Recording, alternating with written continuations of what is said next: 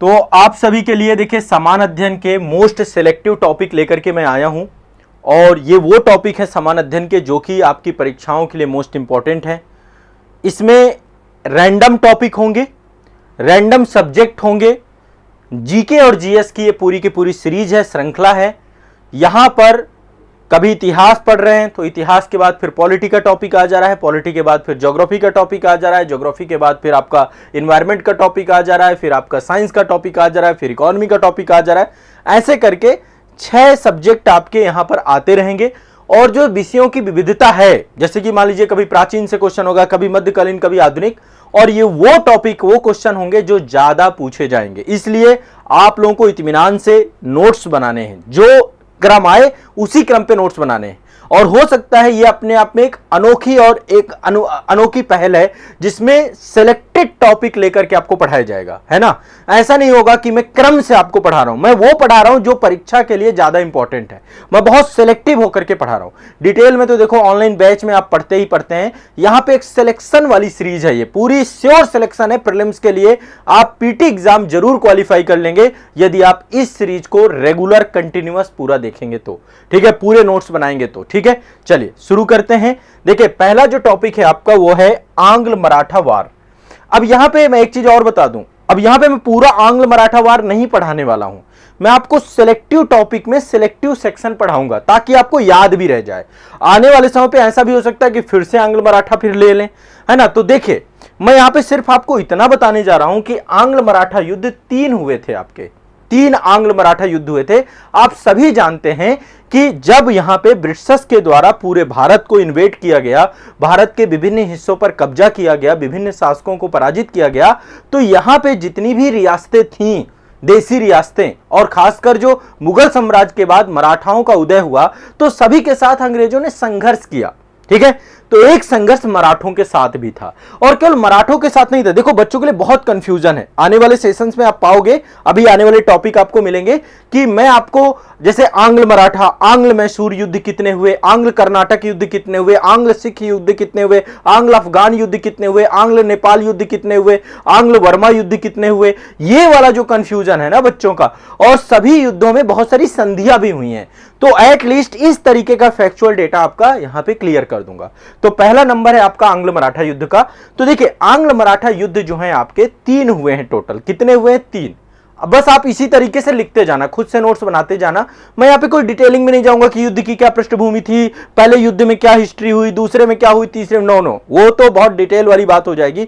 यहाँ पे केवल फैक्चुअल नॉलेज होगी आपकी। डिटेल में भी कभी जाएंगे, कभी केवल प्रथम उठा लिया, कभी केवल द्वितीय उठा लिया, कभी कोई तृतीय उठा लिया और उसको हमने समझा दिया आपको, बस इनफ है ना। तो भारत में 3 आंग्ल मराठा युद्ध हुए और तीनों की डेट आप लोग अभी मेरे साथ लिखेंगे। देखिए ये समय काल जो रहा इनका, टोटल तीनों युद्धों की बात करें तो लगभग 1775 से लेकर 1818 के बीच में 3 युद्ध हो गए, ठीक है। और इन युद्धों का परिणाम क्या हुआ, जो भी युद्ध हुए इन युद्धों में मराठा संघ पूरी तरीके से समाप्त हो गया, ठीक है। जो मराठा संघ इतना मजबूत था, इतना पावरफुल था, अंग्रेजों ने पूरी तरीके से इनको इन्वेड कर लिया, अपने साथ मिला लिया और इनकी शक्ति को खत्म कर दिया, ठीक है। सब ब्रिटिश साम्राज्य में मिला लिया। यहां तक कि अंत में ऐसा हो गया, जो पेशवा थे, अंतिम पेशवा 1857 की क्रांति में नाना साहब लड़े थे ना, तो वो भी जो है इसी से जुड़ी हुई सारी कहानी है। तो आंग्ल मराठा युद्ध 3 हुए हैं। अब आपको मैं तीनों युद्ध बताता हूं, आप लोग ये लिखिए। प्रथम आंग्ल मराठा युद्ध कब हुआ, क्रम से लिखते जाइएगा, ठीक है। सबसे पहले यहां पे मैं डाल रहा हूं प्रथम आंग्ल मराठा युद्ध कब हुआ, 1775 से लेकर 1782 तक, ठीक है। 1775 से लेकर 1782 तक। अब जब प्रथम आपका हुआ 1775 से लेकर 1782 तक, यह डेट याद रखनी, प्रथम आंग्ल मराठा युद्ध। प्रथम आंग्ल मराठा युद्ध 1775 से 1782। जब युद्ध हुआ तो युद्ध के बीच में कई सारी संधियां हुई, ठीक है। अब क्या क्या संधियां हुई थी प्रथम के बीच में, एक तो पुरंदर की संधि हुई थी, पुरंदर की संधि। ये पुरंदर की संधि वो संधि नहीं है जो शिवाजी महाराज और राजा जय सिंह के बीच में हुई थी, नहीं, ये 1776 में हुई थी पुरंदर की संधि, इसी युद्ध के बीच में। मतलब देखो युद्ध चल रहा है और संधियां हो रही हैं, ठीक है। तो इसी बीच में और कई सारी संधि हुई थी। एक हुई थी सालबाई की संधि, सालबाई की संधि, ये भी आपका इसी के माध्यम से ये युद्ध आपका समाप्त हुआ था, सालबाई की संधि। अब ये क्या है संधियां, ये सब आने वाले समय पे फिर पढ़ोगे, इनकी अलग स्टोरी में लेकर के चलूंगा, इनको यहां पे नहीं समझाने वाला, ठीक है। पहला तो आपको समझ में आ गया कि प्रथम कब हुआ, ठीक है। अब मैं चलता हूं दूसरे की तरफ कि दूसरा कब हुआ। दूसरा आंग्ल मराठा हुआ, द्वितीय आंग्ल मराठा। फैक्चुअल डेटा हम पूरा देखेंगे यहां पे, और मैं यदि पूरी कहानी सुनाने हो गया तो ये पूरा टॉपिक हो जाएगा, पूरा सब्जेक्ट हो जाएगा, फिर हमारा उद्देश्य जो है कि कम टाइम पे हम ज्यादा फैक्ट कवर कर पाए वो पूरा नहीं हो पाएगा। तो 1803 से ये चालू हुआ था आपका द्वितीय आंग्ल मराठा युद्ध, और ये 1806 तक चला। सोचिए, एक लंबा संघर्ष चलता था अंग्रेजों के द्वारा, लंबा संघर्ष, ठीक है।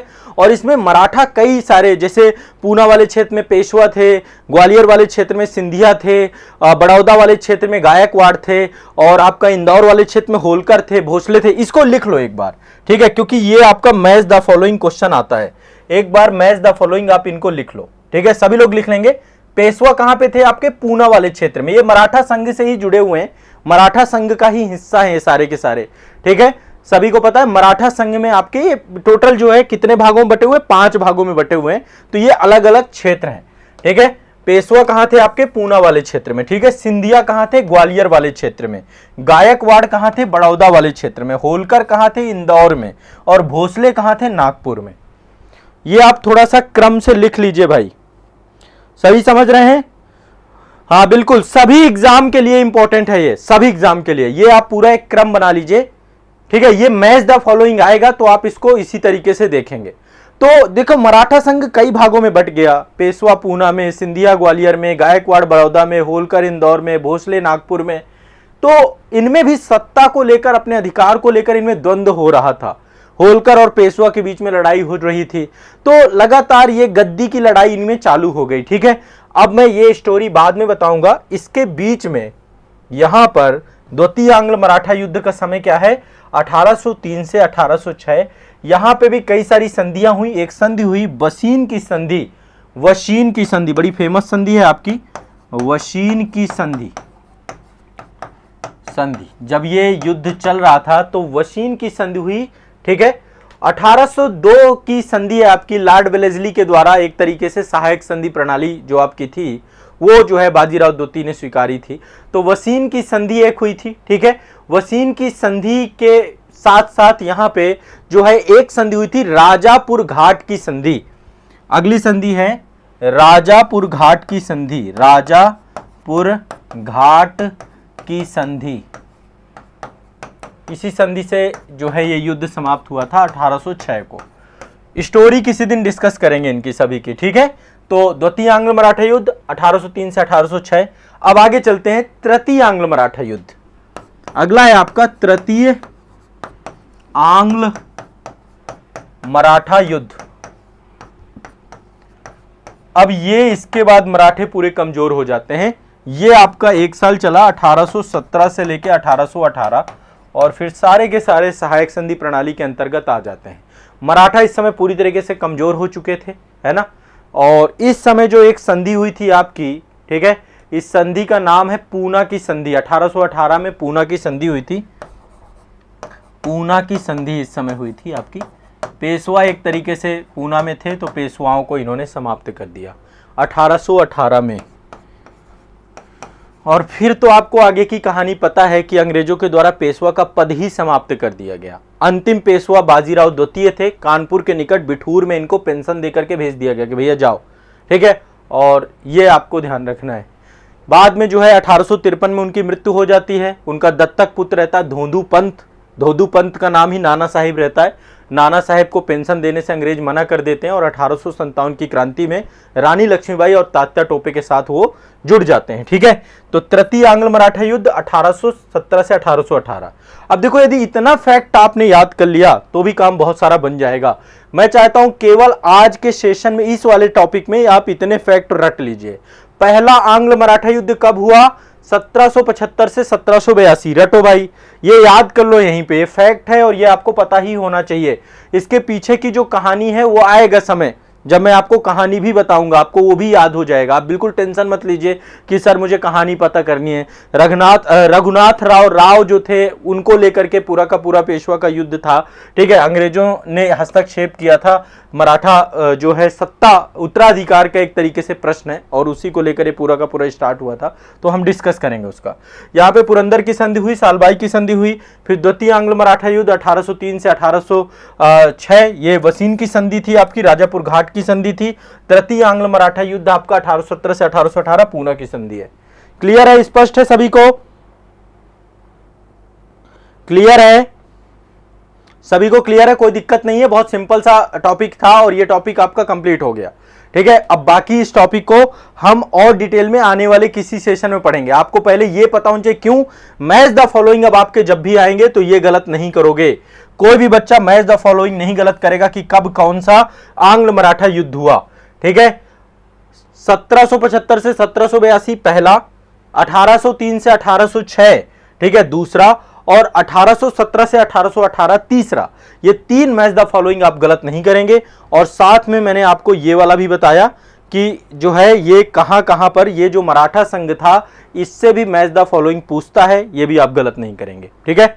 चलिए आगे बढ़ते हैं भाई, आगे बढ़ते हैं। अब अगला टॉपिक आपका यहां पे जो मैंने लिया है भारतीय संविधान से लिया है। जैसा कि मैंने आपको बताया कि मैं सब्जेक्ट चेंज करता जाऊंगा। हिस्ट्री खत्म, हिस्ट्री का एक टॉपिक ले लिया आपका। अब ये फैक्ट आपको आत्मसात कर लेना, इसको रिवीजन कर लेना, ठीक है भाई। चलिए अब अगला चलते हैं हिस्ट्री का। हिस्ट्री में अभी जो मैं आपको पढ़ाने जा रहा हूं, मैं शुरुआत में मेरी प्लानिंग ये है कि मैं आपको भारतीय संविधान के भाग याद करा दूं। पहले भागों में कौन कौन से आर्टिकल्स हैं वो भी याद करा दूं, इन दोनों को याद करा दूं, ठीक है। तो देखिए भारतीय संविधान में जब मूल संविधान बना था, केवल इतना ही पढ़ेंगे इसमें, और पूरे भाग नहीं पढ़ेंगे, केवल 5 भाग आदि याद कराऊंगा और 5 भागों के आर्टिकल याद कराऊंगा, ठीक है। मूल संविधान में टोटल 22 भाग थे। जब मूल संविधान बना था तब 22 भाग थे, लेकिन लगातार अमेंडमेंट के कारण से कई सारे नए भाग जुड़े। इस कारण से वर्तमान में भागों की संख्या कितनी है? 25, ठीक है। नए कौन कौन से जुड़े हैं? 4A जुड़ा है, 9A जुड़ा है, 14A जुड़ा है, ठीक है। ये आपके नए जो है जुड़े हैं और एक खत्म भी हुआ है, 7 खत्म हो गया, निश्चित कर दिया गया है। तो एटलीस्ट टोटल वर्तमान में 25 भाग हैं, ठीक है। 9B जुड़ा है, माफ करिएगा, यहाँ पे 9B भी जुड़ा है और 7वां वाला खत्म हो गया है भाग। तो टोटल संख्या भी 25 है आपकी, ठीक है। तो 22 भाग टोटल भारतीय संविधान में शुरुआत में थे, वर्तमान में 25 भाग हैं। देखो आर्टिकल की जहां पे बात करते हैं ना, तो आर्टिकल शुरुआत में 395 थे और वर्तमान में भी 395 ही हैं, ठीक है। आर्टिकल 395 ही हैं। लेकिन यदि हम संख्या की दृष्टि में देखें ना, तो संख्या की दृष्टि में आर्टिकल में कई बार बात में ये कह देते हैं, जैसे लक्ष्मीकांत आप पढ़ोगे तो लक्ष्मीकांत में भी लिखा रहता है 450 से ज्यादा हैं, है ना। कहीं पे 475 लिखे होते हैं, वो मतलब काउंट करके कि इतने सारे अमेंडमेंट के माध्यम से नए बहुत सारे आर्टिकल जोड़ दिए गए, वो काउंटिंग के कारण से ऐसा बोल देते हैं। जबकि आर्टिकल, अंतिम आर्टिकल आपका 395 नंबर ही है, 395 नंबर आर्टिकल है आपका, ठीक है। तो ये आपको ध्यान रखना है। अब भाग याद कर लेते हैं, ठीक है। बहुत सिंपल सा है ये, ठीक है। भारतीय संविधान में 22 भागों में विभाजित था मूल संविधान, 395 आपके अनुच्छेद थे, 12 अनुसूचियां वर्तमान में हैं, ठीक है। अभी ये भाग कितने हो गए हैं आपके? टोटल 22 भाग हो गए हैं, याद कर, वो 25 भाग की संख्या 25 हो गई है। अनुच्छेद आपके 395 ही हैं।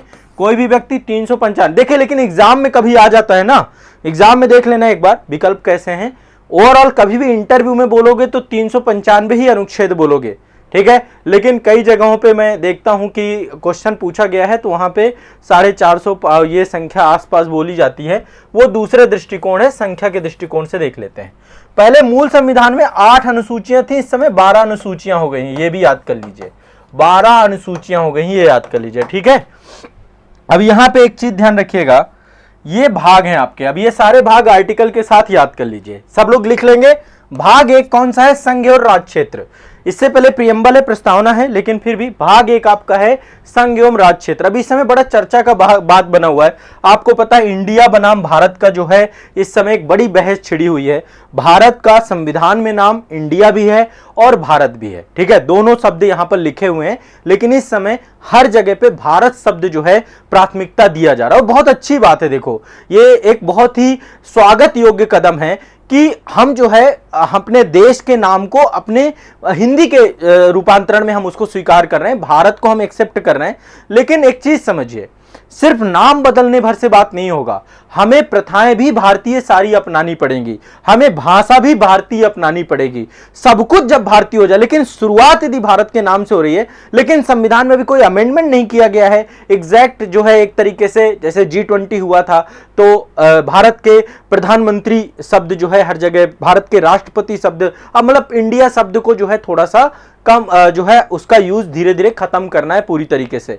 तो इसको लेकर के ये आर्टिकल काफी चर्चा में, अनुच्छेद 1 में ही जो है भारत का नाम लिखा हुआ है, तो इसलिए इसमें ही आपका आर्टिकल 1 से 4 जो है संघ और राज्य क्षेत्र, ठीक है, पूरा का पूरा यहां पे दिया गया है। ठीक है, क्लियर है, स्पष्ट रखिएगा, सभी लोग ध्यान रखिएगा। संघ और उसका राज्य क्षेत्र, अनुच्छेद 1 से 4।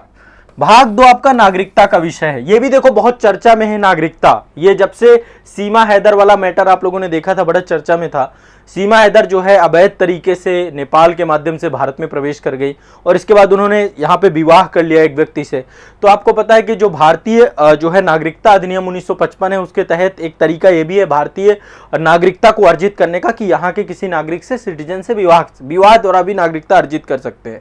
लेकिन उनके द्वारा अभी अप्लाई किया गया है सीमा हैदर के द्वारा, और अब ये भारत सरकार के ऊपर है पूरी जांच पड़ताल के साथ कि नागरिकता दी जाती है नहीं दी जाती है, वो भारत में किस मंशा के साथ आई है, ये सब चीजें डिस्कशन का विषय है।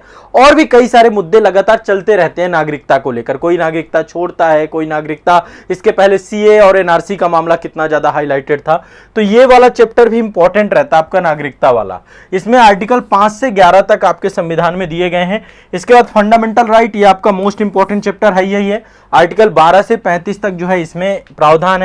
इसके बाद भाग 4 आपका DPSP है, ये भी चर्चा में रहता है इस समय। यूनिफॉर्म सिविल कोड देखे कितना डिस्कशन हो रहा है यूनिफॉर्म सिविल कोड को लेकर के, ठीक है। तो आर्टिकल 36 से लेकर 51 तक जो है यहां पर दिया गया है। इसके बाद 4A आपका मूल कर्तव्य है, फंडामेंटल ड्यूटी है, 51A है इसके लिए आर्टिकल, ये आपका 42वें संविधान संशोधन द्वारा जोड़ा गया था। और भाग 5 आपका संघ है, और इसमें जो है आपका आर्टिकल 52 से लेकर 151 तक है। आगे के जो है मैं अगली जो है टॉपिक उसको आगे लूंगा, तब मैं आपको उसको पढ़ाऊंगा। बस आपको आज इतने याद करने हैं, इतने मेमोराइज करने हैं। भाग 1 संघ और राज्य क्षेत्र, अनुच्छेद 1 से 4 नागरिकता। अभी मैं आर्टिकल नहीं याद करा, मैं केवल भाग याद करा रहा हूं आपको, ठीक है। तो इसलिए उसी हिसाब से आप इसको देखिए। संघ और उसके राज्य क्षेत्र, आर्टिकल 1 से 4। भाग 2 नागरिकता, अनुच्छेद 5 से 11। भाग 3 फंडामेंटल राइट आपके 12 से 35। भाग 4 आपका जो है DPSP, राज्य के निषेध तत्व, 36 से 51। और भाग 4 एक फंडामेंटल ड्यूटी आपका 51A, और इसके बाद संघ आपका 52 से 151। ठीक है, क्लियर है, स्पष्ट है सभी को। चलिए आगे बढ़ते हैं। अब देखो अगला टॉपिक आपका ज्योग्राफी से है। पॉलिटी खत्म, इतना ही रखेंगे, बहुत ज्यादा नहीं, जितनी जरूरत है उतना ही रखेंगे। अब देखो यहां पे मैंने टॉपिक, अभी मैंने सोचा है कि शुरुआत में मैं कुछ जो ज्योग्राफी के टॉपिक आपको पढ़ाऊं ना, वो एस्ट्रोनॉमी से पढ़ाऊं, ब्रह्मांड से पढ़ाऊं। कई सारे क्वेश्चन आपके ब्रह्मांड से पूछता है एग्जामों में, परीक्षाओं में, है ना। कुछ जो है अभी शुरुआती जो क्वेश्चन मैं ज्यादा रखने वाला हूं वो ब्रह्मांड से जो है आप लोग के पढ़ाने वाला हूं, ठीक है। तो यहां पे देखिए ब्रह्मांड की उत्पत्ति को लेकर के अभी आप देखिए चंद्रयान 3 गया था हमारा, है ना। तो चंद्रयान 3 चंद्रमा के यहाँ पे सॉफ्ट लैंडिंग हुई, और फिर अभी वहाँ पे विक्रम लैंडर और प्रज्ञान जो है उसके द्वारा। ओवरऑल देखो एक कॉन्सेप्ट हमेशा ये भी आता है कि ब्रह्मांड की उत्पत्ति को लेकर के हम लगातार गुत्थियां सुलझा रहे हैं कि ब्रह्मांड की उत्पत्ति कैसे हुई थी, और वैज्ञानिक इस दिशा में काम कर रहे हैं। अभी आपको पता है आदित्य L1 जो गया है अल्टीमेट, उसका भी गोल यही है कि सूर्य का अध्ययन करे, और सूर्य के अध्ययन के साथ साथ ये भी एक अल्टीमेट ये है कि सूर्य के अध्ययन के साथ साथ ये जो ब्रह्मांड की उत्पत्ति को लेकर के है, इसमें बड़ी बड़ी जो वैज्ञानिक संस्थाएं हैं वो लगी हुई हैं। तो ब्रह्मांड की उत्पत्ति को लेकर के एक क्वेश्चन बनता है आपसे, हमें एग्जाम ओरिएंटेड अभी डिस्कशन करने हैं। एक क्वेश्चन बनता है कि जो बिग बैंग थ्योरी थी, है ना, बिग बैंग थ्योरी थी आपकी, बिग बैंग सिद्धांत, या इसी को हम बोलते हैं महाविस्फोट सिद्धांत। इसकी अवधारणा किसने प्रतिपादित किया, कौन था व्यक्ति जिसने बिग बैंग थ्योरी को लेकर के सिद्धांत दिया था? तो एक पर्सन थे जॉर्ज लेमेंतियर, नाम याद कर लीजिएगा, जॉर्ज। ये क्वेश्चन पूछा जाता है और आप सभी को एक क्वेश्चन बिल्कुल याद कर लेना है। जॉर्ज लेमेंतियर ये पर्सन थे, इनके द्वारा 1927 में बिग बैंग सिद्धांत दिया गया था। अभी तक की ये सबसे जो है महत्वपूर्ण जो है आपकी एक तरीके से थ्योरी है जो ब्रह्मांड की उत्पत्ति को काफी हद तक बताती है। तो इस सिद्धांत का प्रतिपादन किया था जॉर्ज लेमेंतियर ने 1927 में, ध्यान रखिएगा, और जिसको 1949 पे एक पर्सन थे फ्रेड होयल, इनके द्वारा इसका नाम बिग बैंग दिया गया, महाविस्फोट दिया गया। अब आपको थोड़ा सा मैं यहां पे 2 मिनट में बता देता हूं। देखिए एक चीज आप सिंपल से समझिए। एक पर्सन थे 1920 में जिनका नाम था एडविन हब्बल। आपको पता है हब्बल दूरबीन भी है, उनके नाम से काफी डिस्कशन किया जाता है। तो इनके द्वारा एक खोज की गई थी कि जो हमारा ब्रह्मांड है, हमारा जो यूनिवर्स है, वो लगातार हर दिशा में जो आकाशीय पिंड हैं ये सारे एक दूसरे से दूर जा रहे हैं। अब देखिए ब्रह्मांड बहुत बड़ा है, ठीक है, ब्रह्मांड बहुत बड़ा है। ब्रह्मांड में जो अभी तक जानकारी है 10 की घाते 11 अरब क्या है, टोटल गैलेक्सीज हैं, आकाश गंगाएं हैं। टोटल आकाश गंगा कितनी है, 10 की घाते 11 आकाश गंगा, और हर एक आकाश गंगा में 10 के घाते 11 तारे हैं, स्टार हैं, और हर तारे के पास अपना एक खुद का सौर मंडल है। उन्हीं में से एक सौर मंडल हमारी एक आकाश गंगा है मिल्की वे, और उसी में जो है हमारा सौर मंडल है जहां पे सूर्य हमारा मुखिया है। तो एडविन हब्बल ने बताया 1920 में, एडविन हब्बल ने बताया कि जितने भी जो आपकी बहुत सारी गैलेक्सीज हैं, मैं आपको इसके लिए एक इमेज दिखाता हूं। आप देखिए कुछ इस तरीके से वर्तमान रूप आप ये देख पा रहे हैं, जो ऊपर का हिस्सा देख रहे हैं ना। तो इन्होंने कहा कि ब्रह्मांड का क्या हो रहा है, ब्रह्मांड बहुत तेजी से फैल रहा है कई सारी अलग अलग दिशा में। आकाशीय पिंड एक दूसरे से दूर हो रहे हैं, इसका विस्तार हो रहा है, यानी ब्रह्मांड विस्तारित हो रहा है, लगातार ब्रह्मांड का स्वरूप बड़ा होता जा रहा है, ठीक है।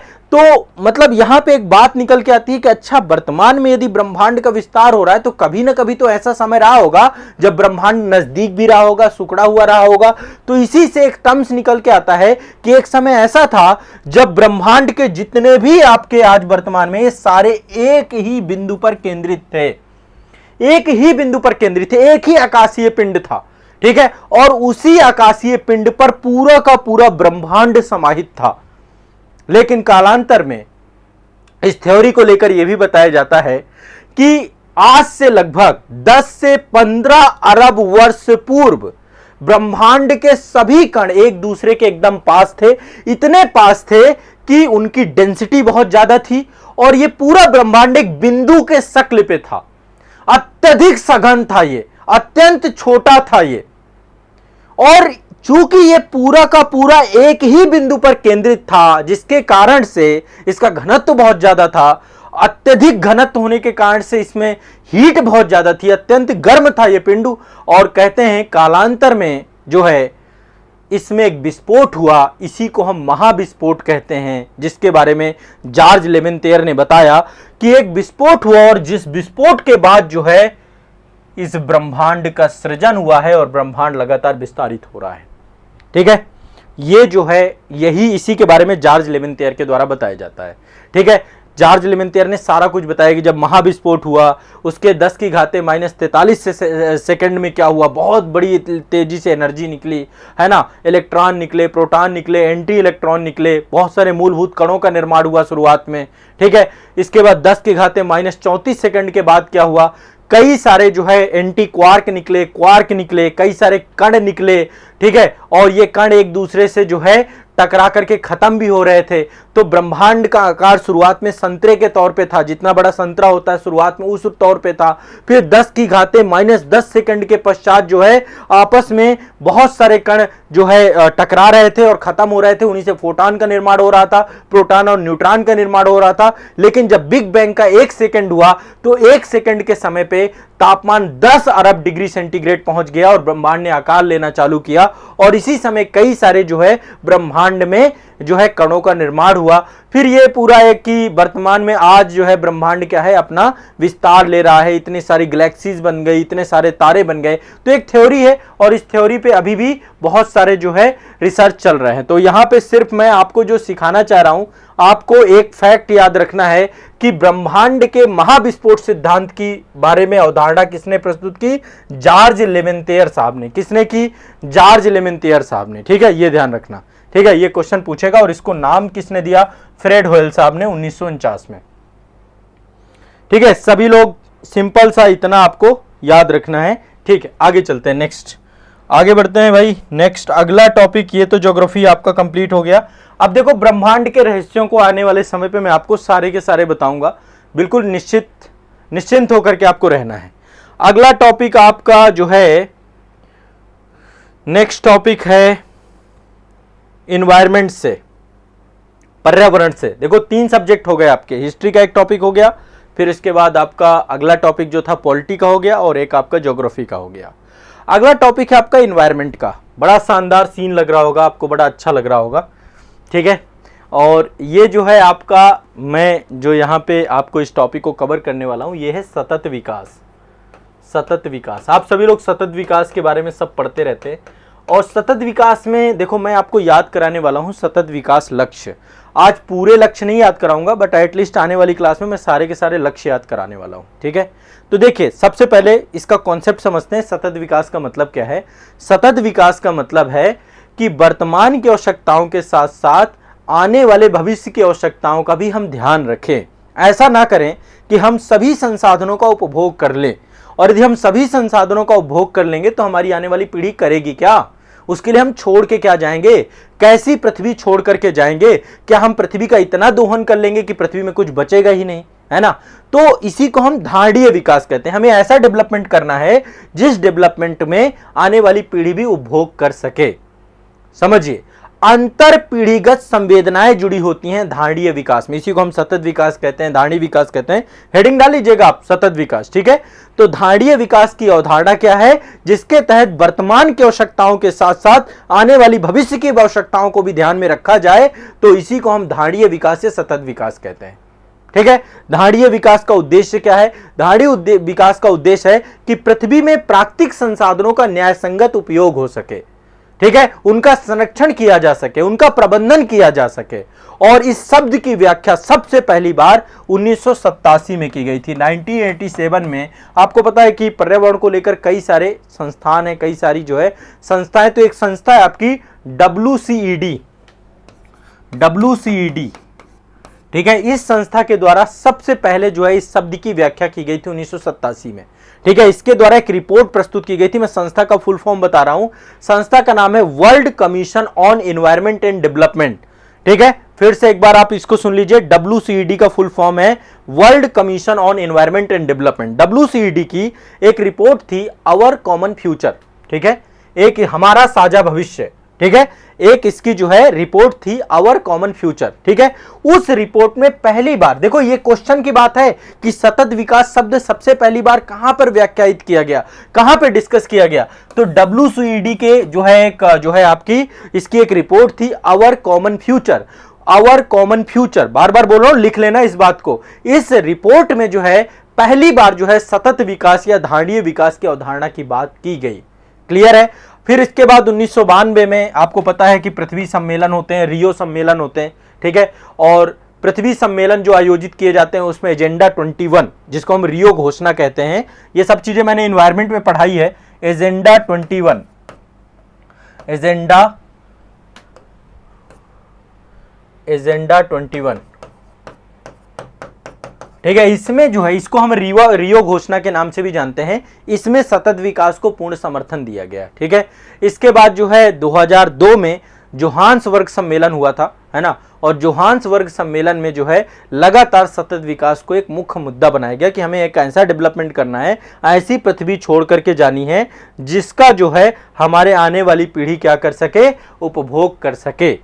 ठीक है, तो world commission on environment and development के द्वारा 1987 में प्रकाशित रिपोर्ट आवर कॉमन फ्यूचर में, इसी को देखो आवर कॉमन फ्यूचर को हम ब्रेटलैंड रिपोर्ट के नाम से भी जानते हैं। एक चीज और यहां पे ध्यान रखिएगा, इसके द्वारा क्या किया गया? एक रिपोर्ट जारी की गई आवर कॉमन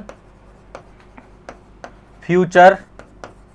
इस रिपोर्ट को ही हम ब्रेटलैंड रिपोर्ट कहते हैं, ब्रेटलैंड रिपोर्ट कहते हैं। दूसरा नाम है इसका ब्रेटलैंड रिपोर्ट। क्या नाम है इसका? ब्रेटलैंड रिपोर्ट। क्या बोलते हैं इसको? ब्रेटलैंड रिपोर्ट। तो ब्रेटलैंड रिपोर्ट में जो है ये बोला गया धारणीय विकास को लेकर के, ये ध्यान रखना है। सतत विकास का मतलब क्या है? ऐसा विकास जो आने वाली पीढ़ी की जरूरतों को भी पूरा करे, ठीक है, वर्तमान की आवश्यकताओं के साथ साथ आने वाली पीढ़ी की आवश्यकताओं की भी पूर्ति करे, ताकि मानव समाज जो है आने वाले भविष्य में जिंदा रह सके, आर्थिक गतिविधियां, मानव कल्याण हमेशा बना रह सके, हम सारे संसाधनों का उपयोग ना करें। इसके लिए टिकाऊ विकास की भी बात करते हैं हम, इसी को टिकाऊ विकास, धारणीय विकास, सतत विकास, ठीक है। तो हमें क्या करना है? सतत विकास के लिए क्या आवश्यक है? जैव विविधता का संरक्षण करें, पर्यावरण प्रदूषण को हम ना करें और उसको रोकने का प्रयास करें, पर्यावरण प्रदूषण को नियंत्रित करें, निर्धनता को घटाएं। ये सभी चीजें आपके सतत विकास के अंतर्गत आते हैं, ठीक है। तो प्रकृति की अपनी सीमाएं हैं, यदि हम विकास इतना ज्यादा कर देंगे प्रकृति विकृति हो जाएगी। तो हमें चाहिए कि पहले हम प्रकृति को समझें और प्रकृति के अनुसार विकास करें, उसके हिसाब से अपनी नीतियां बनाएं। जब हम उसके हिसाब से नीतियों का निर्धारण करेंगे तो हमारे आर्थिक विकास और पर्यावरण के बीच में एक जो है वांछित संतुलन स्थापित हो जाएगा, एक वांछित संबंध स्थापित हो जाएगा, और यह संबंध ऐसा होगा जो पर्यावरण को हमेशा बना के रखेगा। इसी को हम सतत विकास। आज के टाइम पे हम कैसी एनर्जी का यूज कर रहे हैं? नवीकरणीय ऊर्जा, हम सोलर एनर्जी की बात कर रहे हैं। तो ये क्या है? सतत विकास की तरफ हम जा रहे हैं। आज हम हाइड्रोजन फ्यूल, बायोफ्यूल, अभी आपने देखा ना G20 में एक जो है प्रॉपर एक संगठन ही बनाया गया आपका जैव ईंधन को लेकर के, ठीक है। तो टिकाऊ विकास क्या है? टिकाऊ विकास में हमें क्या करना है? जैविक अधिवास से जोड़ना है, प्राकृतिक संसाधनों से जोड़ना है, पर्यावरण के आधारभूत कारकों से जोड़ना है, वर्तमान में पर्यावरण की स्थिति है उसको जोड़ना है। ये सब आपके इसके अंतर्गत आते हैं, ठीक है। तो सतत विकास आपको ध्यान में रखना है, सभी लोग इसको ध्यान में रखेंगे, ठीक है। अब जनसंख्या वृद्धि दर इतनी तेज हो रहा है, रोकना चाहिए, ठीक है, और लोगों की आवश्यकताओं को जो है तकनीकी स्तर पे पूरा करने का प्रयास करना चाहिए, ठीक है। अब देखो इसको लेकर के सतत विकास लक्ष्य आपके जारी किए गए हैं। अभी वर्तमान में जो है आपके टोटल 17 लक्ष्य तय किए गए हैं सतत विकास को लेकर के, ठीक है। अब मैं आपको ये 17 लक्ष्य आज नहीं बताऊंगा, आज मैंने सिर्फ आपको ये बताई कि सतत विकास की परिभाषा और ये क्या है, क्योंकि आज बता दूंगा ज्यादा हो जाएगा। संयुक्त राष्ट्र के द्वारा एजेंडा 2030 ये आपका जारी किया गया था, इसमें 17 विकास लक्ष्य हैं, इन्हीं को हम सतत विकास लक्ष्य कहते हैं, ठीक है। 2015 में संयुक्त राष्ट्र की जो महासभा थी उसकी 70वीं बैठक में 2000 मतलब सतत विकास एजेंडा जो है लिया गया था, जिसमें हम 17 लक्ष्य हमने रखे थे। तो अभी हम 17 लक्ष्य, इन विकास लक्ष्यों को आज नहीं पढ़ेंगे, आने वाले सेशन में पढ़ेंगे, ठीक है। यहां पे क्योंकि मैं याद नहीं कराऊंगा आपको, क्लियर है, मैं सारी चीजें मैं वहां पे डिस्कस कर दूंगा, क्लियर। चलिए आगे बढ़ते हैं। 17 विकास लक्ष्य पूरे याद कराऊंगा आपको, ध्यान रखना इस बात का, पूरे विकास लक्ष्य याद करोगे आप मेरे साथ। चलिए अब आ जाते हैं विज्ञान के टॉपिक पे। अब आ जाओ विज्ञान पे, पर्यावरण कंप्लीट आपका, विज्ञान पे टॉपिक पे आ जाते हैं। सतत विकास लक्ष्य को लेकर के कुछ तथ्य बताए, वो सारे समझ में आ गए सभी को? एक बार बताएं, सभी को समझ में आ गए? ये क्लियर होना जरूरी है।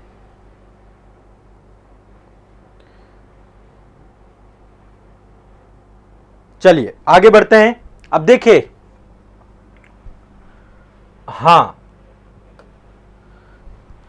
विवेक चौधरी जी कह रहे सर मैम को बोलिए क्लास लेने को। मैम तो रेगुलर क्लास ले रही हैं, भारतीय राज्य व्यवस्था की क्लास चल रही है। यदि अभी तक नहीं जुड़े तो आप भी जुड़िए, रेगुलर कंटिन्यूअस क्लास चल रही है आपके बैच में, ठीक है। भारतीय राज्य व्यवस्था की क्लास चल रही है कंटिन्यूअस, ठीक है। सारी क्लासेस चल रही हैं, कोई क्लास आपकी रुकी हुई नहीं है, सारी क्लासेस अपने टाइम पे ऑन टाइम पे चल रही हैं।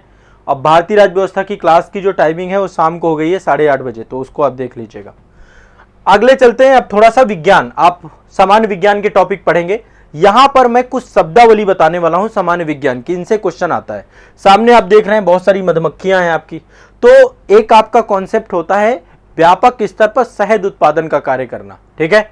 मधुमक्खी पालन जिसे कहते हैं, बहुत सारी फसलों में परागण से मधुमक्खियों का जो है मधुमक्खियों द्वारा शहद पालन का काम किया जाता है, इसको बोलते हैं हम एपीकल्चर। क्या बोलते हैं इसको हम? एपीकल्चर। तो आप एक चीज ध्यान रखिएगा, एपीकल्चर मतलब मधुमक्खी पालन, ये सभी जानते हैं, बहुत सिंपल सा है, ठीक है। लेकिन अगला शायद आप नहीं जानते होंगे।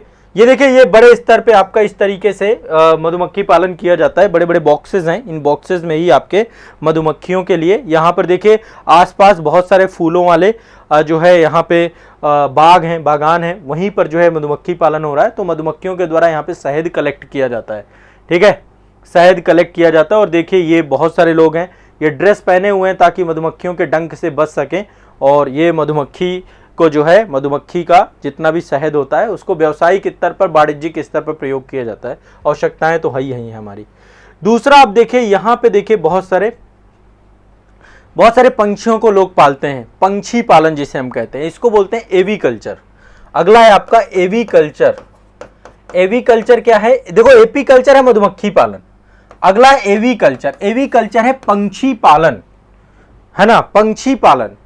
पंछियों का पालन जो होता है वो कोई भी पंछी हो सकते हैं, ठीक है, ये तो चूजे हैं आपके। और दूसरा आपका ये आप देख सकते हैं, ये पंछी सब एवीकल्चर में आते हैं। ये सब क्या है? एवीकल्चर, पंछी पालन। याद करते जाइएगा, देखो याद करते जाइएगा, एवीकल्चर सब पूछे जाते हैं। मैच द फॉलोइंग में क्वेश्चन आते हैं ये, ठीक है, और या डायरेक्टली वन लाइनर क्वेश्चन पूछे जाते हैं आपसे। अगला चलते हैं, ये है आपका समुद्रों में जो है बहुत सारे जीव होते हैं, ठीक है, बहुत सारे जलीय जीव होते हैं, बहुत सारी जलीय वनस्पतियां होती हैं। तो इनका जो पालन किया जाता है उसको एक्वाकल्चर के अंतर्गत किया जाता है। किसके तहत किया जाता है? एक्वाकल्चर। एक्वाकल्चर क्या है आपका? जलीय जीवों एवं जंतु और वनस्पतियों का पालन, इसको हम एक्वाकल्चर बोलते हैं, ठीक है। क्या बोलते हैं? एक्वाकल्चर। जो ये जलीय जीव होते हैं इनका पालन करना, ठीक है, जलीय जीवों और वनस्पतियों का जितना भी होता है इनका पालन करना आपका एक्वाकल्चर होता है। एक्वाकल्चर के अंतर्गत जलीय जीव और आपका जो है ध्यान रखिएगा, जो जलीय जीव हैं और जो शैवाल हैं उनका जो है पालन करना, ठीक है। आगे चलते हैं, जलीय जीव और वनस्पतियों का पालन करना एक्वाकल्चर।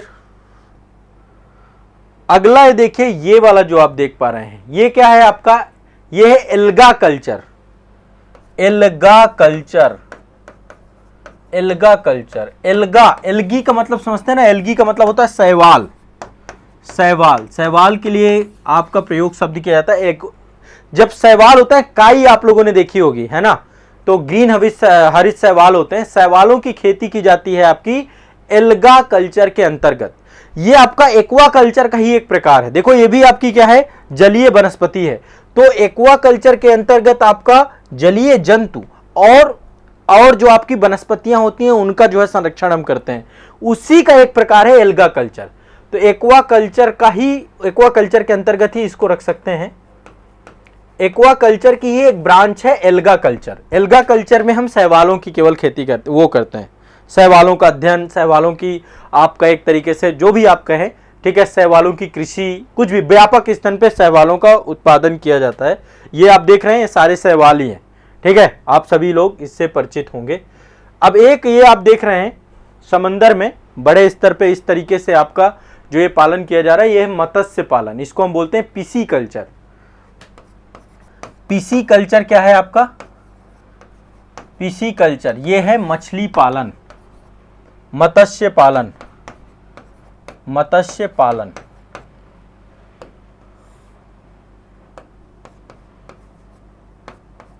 मत्स्य पालन ये आपका क्या है?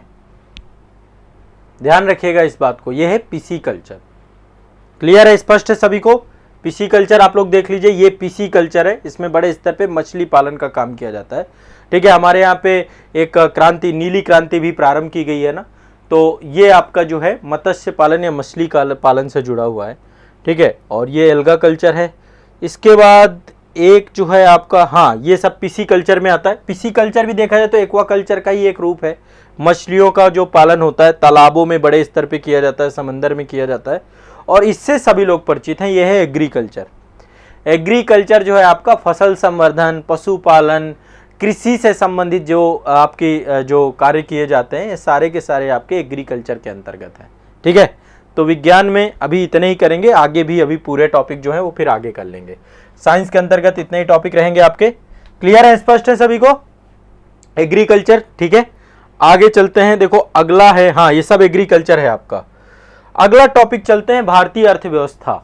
सबसे ज्यादा बर्निंग इशू यही है, और इससे काफी सारे क्वेश्चन भी पूछे जा रहे हैं कि भारत कब 5 ट्रिलियन की इकोनॉमी पे जा रहा है, ठीक है। ये एक तरीके से अभी आपने देखा होगा, ब्रिक्स समिट हुई थी तो प्रधानमंत्री जी ने वहां पे भी 5 ट्रिलियन अर्थव्यवस्था की बात कही, ठीक है। इसके बाद जो है आपका अभी G20 शिखर सम्मेलन हुआ, या जहां पर भी आप प्रधानमंत्री के भाषण देखेंगे, अभी संसद में अविश्वास प्रस्ताव आया था तो वहां पर भी प्रधानमंत्री जी बोल रहे थे कि भैया 5 ट्रिलियन इकोनॉमी हमें बनानी है, हमारा लक्ष्य है, हमारा टारगेट है।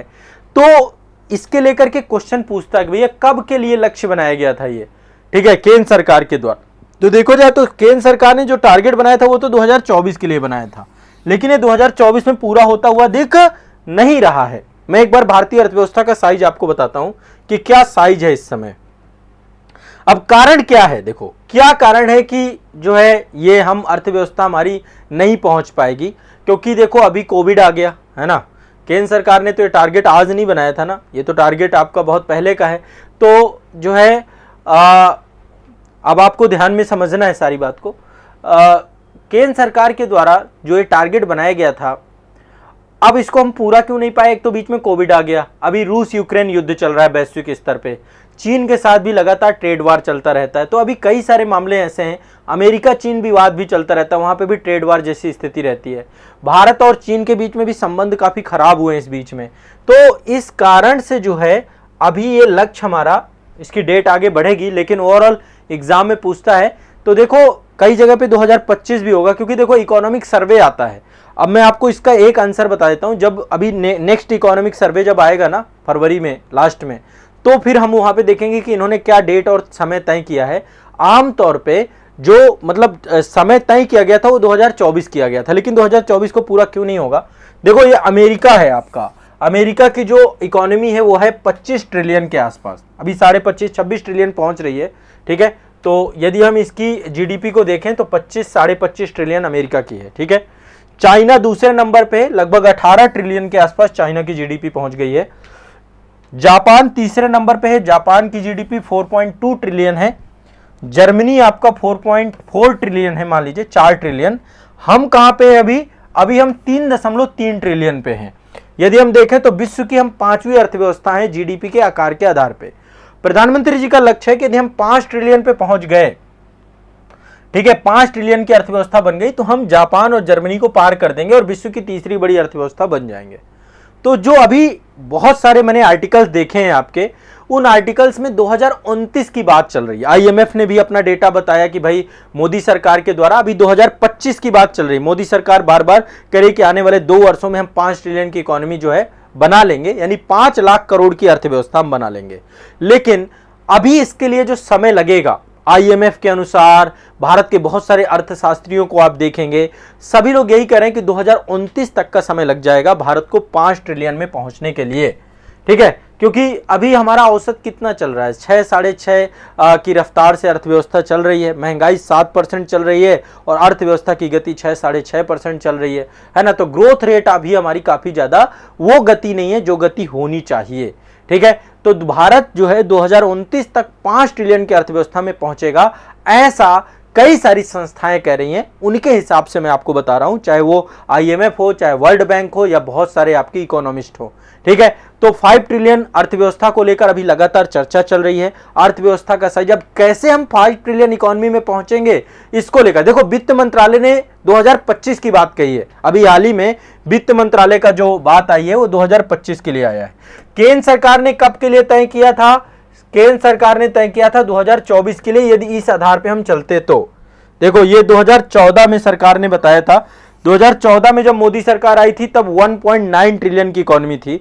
वर्तमान में इसका साइज जो है आपका कितना है, यहां पे मतलब अब बीच में तो गड़बड़ा गया मामला, अभी मतलब कोविड के कारण से। यदि ये ग्रोथ रेट चलती तो 24 में 5 ट्रिलियन हम पहुंच रहे थे, और इसके लिए एवरेज ग्रोथ रेट कितना था, 11.5% ग्रोथ रेट हमें चाहिए था, ठीक है। लेकिन अभी ये ग्रोथ रेट है नहीं, ठीक है। शुरुआत में 8% का ग्रोथ रेट रहा है FY19 तक, लेकिन यहां पे ग्रोथ रेट अब हमारा यदि बढ़ जाता, अब 11.5% का ग्रोथ रेट कहां मिलने वाला, आपको पता है 6-6.5% का ग्रोथ रेट चल रहा है, ठीक है। और लगभग 7-8% भी मान लीजिए रियल जीडीपी यदि हम काउंट करें, तो ऐसे में अभी 2029 तक का हमें समय इंतजार करना पड़ेगा, जब हमारी अर्थव्यवस्था 5 ट्रिलियन पे पहुंच जाएगी, ठीक है। अभी संभावनाएं कम हैं, और इसलिए अभी वित्त मंत्रालय के द्वारा एक जो है एक प्रेस रिलीज था, वित्त मंत्रालय ने भी बोला कि भैया हम जो है अपनी अर्थव्यवस्था को 2025 तक ले जाने का प्रयास करेंगे। तो अब ये समय की बात है, आने वाला समय यदि सब कुछ समान है, देखो अर्थव्यवस्था में बहुत सारे कारक, बहुत सारे फैक्टर जो हैं वो मायने रखते हैं। और इसमें अब आज आपको पता है कि ग्लोबलाइजेशन का इरा है, तो वैश्विक कॉन्सेप्ट में भी हमें इसको देखना पड़ेगा। ठीक है, तो ये आपको ध्यान रखना है। अभी अर्थव्यवस्था का साइज मैंने आपको बताया, रफली ये डेटा है, हम 3.3 ट्रिलियन की इकॉनमी में हैं, हमें अभी 5 ट्रिलियन की इकॉनमी पे जाना है, तो अभी काफी काम भारत सरकार को करना पड़ेगा। ठीक है, कोई टेंशन नहीं लीजिए, इकोनॉमी के जो भी इंपॉर्टेंट कॉन्सेप्ट होंगे सारे बताऊंगा। तो यदि देखो एग्जाम में क्वेश्चन पूछता है कि केंद्र सरकार के द्वारा भारतीय अर्थव्यवस्था को 5 ट्रिलियन तक पहुंचाने का लक्ष्य कब रखा गया, 2024 सही ऑप्शन होगा। ठीक है, अब इकोनॉमिक सर्वे जब आता है तो उसमें देखिएगा, क्योंकि मुझे पता है 2019-20 के इकोनॉमिक सर्वे में 2025 की डेट दी गई थी, तो ओवरऑल काफी कंफ्यूजन है इसका। ठीक है, लेकिन जो केंद्र सरकार के द्वारा तय किया गया था, ये मैं आपको दिखा भी रहा हूं, ये इमेज, इसमें 2024 का ही डेटा दिया गया है। देखिए 2024 को जो है 5 ट्रिलियन का डेटा था, लेकिन अब ये टारगेट पूरा नहीं हो पाएगा किसी भी कंडीशन में। वर्तमान में हम 3.3 ट्रिलियन तक पहुंच चुके हैं अर्थव्यवस्था। ठीक है, कोई कंफ्यूजन नहीं है। ठीक है, तो आपके कितने टॉपिक हो गए, एक तो देखिए अर्थव्यवस्था का 5 ट्रिलियन इकोनॉमी हो गया। इसके बाद मैंने आपको साइंस के काफी सारे, एग्रीकल्चर के बारे में बताया, पीसी कल्चर के बारे में बताया, ये आपका एल्गा कल्चर है आपका, इसके बारे में बताया। ये एल्गा कल्चर के बाद जो है आपका एक्वा कल्चर है, इसके बारे में डिस्कशन हो गया। ये आपका एवी कल्चर है, इसके बारे में डिस्कशन हो गया। ये आपका एपी कल्चर है, इसके बारे में डिस्कशन हो गया। ठीक है, एपी कल्चर के बाद जो है यहाँ पे हमने समावेशी विकास के बारे में देखा, एनवायरनमेंट में ये टॉपिक भी आपको है ना। मैंने आपको बताया कि WCED एक संस्था है जिसके द्वारा आवर कॉमन फ्यूचर एक रिपोर्ट या ब्रेटलैंड रिपोर्ट जारी की गई थी। ब्रेटलैंड रिपोर्ट में सबसे पहले एक क्वेश्चन पूछता है, सतत विकास की अवधारणा ब्रेटलैंड रिपोर्ट में सबसे पहले जो है 1987 में प्रस्तुत की गई थी। ठीक है, और फिर इसके बाद 1992 में रियो सम्मेलन में इसको समर्थन प्राप्त हुआ था। फिर जोहान्सबर्ग सम्मेलन में रेगुलर एक मुद्दा बन गया आपका सतत विकास। ठीक है, और इसके बाद जो है ये मैंने आपको महाविस्फोट सिद्धांत के बारे में बताया, जॉर्ज लेमेंटेयर के द्वारा जो है इसको किया गया, ये आपको याद रखना है। और इसके बाद जो है मैंने आपको ये बताए हैं भारतीय संविधान के 5 भाग। ठीक है, भाग 1 आपका जो है संघ और उसका राज क्षेत्र, भाग 2 नागरिकता, भाग 3 मूलभूत अधिकार, फिर DPSP, फिर मूल कर्तव्य, और ये आपका पॉलिटी से जुड़ा हुआ है। और एंग्लो मराठा वार, ये टॉपिक आपको याद करना है, रिवाइज करना है। ठीक है, जितना मैं आपको पढ़ाता जाऊं इसको रिवीजन मोड पे जरूर रखना है, और बाकी टेंशन नहीं लेनी, बाकी मेरे ऊपर छोड़ देना है। मैं आपको प्रारंभिक परीक्षा के लिए पूरी तरीके से निश्चिंत करता हूं, आप यदि सारे टॉपिक कर लेंगे। ठीक है, बस आपको यह ध्यान रखना पड़ेगा कि करंट अफेयर्स जो मैं करवा रहा हूं उसको अलग से आपको पूरा करंट अफेयर्स के नोट्स बनाते जाओ, और यहाँ पे GS के नोट्स बनाते जाओ। इतना देखिएगा, आने वाले समय पे चमत्कार होगा, आपके एग्जाम में सीधे क्वेश्चन निकल के आएंगे इस क्लास से। ठीक है, चलिए।